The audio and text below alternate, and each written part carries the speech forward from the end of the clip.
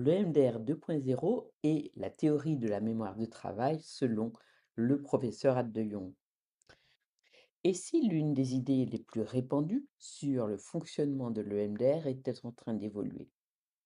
Pendant des années, l'EMDR classique a été considéré comme une référence dans le traitement du traumatisme.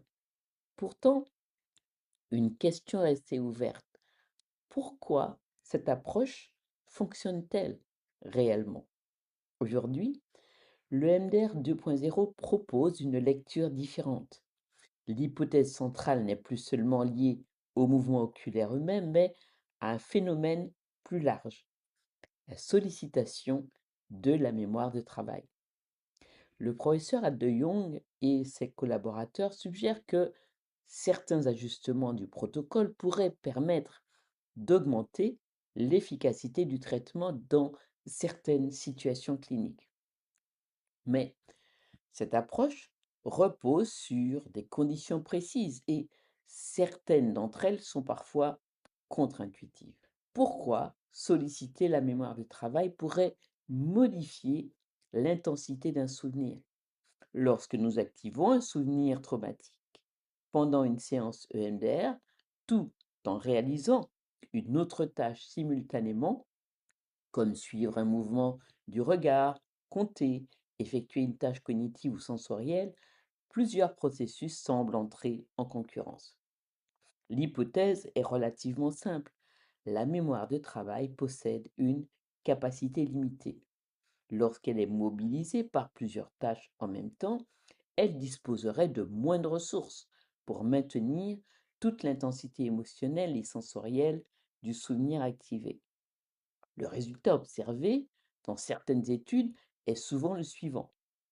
Le souvenir paraît moins vif, certaines images deviennent moins nettes, la charge émotionnelle semble diminuer progressivement. L'idée importante ici est que ce ne serait pas uniquement les mouvements oculaires qui produiraient cet effet, mais plus largement la charge imposée à la mémoire de travail. Toutefois, il reste important de rappeler que ce modèle constitue une hypothèse explicative parmi plusieurs autres modèles proposés pour comprendre les effets de l'EMDR. Le goulot d'étranglement de la mémoire de travail. Imaginez que vous essayez de suivre une conversation complexe tout en résolvant un calcul mental difficile. Rapidement, vous allez sentir une saturation. Notre système cognitif ne peut traiter qu'une quantité limitée d'informations simultanément. Dans le cadre de l'EMDR, l'idée est similaire. Si une personne active une image traumatique tout en réalisant une autre tâche exigeante, ces deux sollicitations peuvent rentrer en compétition. Cette concurrence pourrait réduire temporairement la vivacité émotionnelle du souvenir. Mais cette logique possède une limite importante. Tous les souvenirs ne réagissent pas de la même manière. Pourquoi certains souvenirs répondent différemment? Les traumatismes simples, associés à une image unique, précise et très intense, semblent parfois répondre rapidement aux tâches de la mémoire de travail. À l'inverse, les traumatismes complexes peuvent mobiliser plusieurs réseaux mnésiques interconnectés, car plusieurs souvenirs différents, des émotions, des croyances négatives, des réactions corporelles variées, des éléments relationnels ou développementaux. Dans ces situations, une seule cible peut ne pas suffire à produire le même effet. Cela ne signifie pas que le MDR est moins indiqué.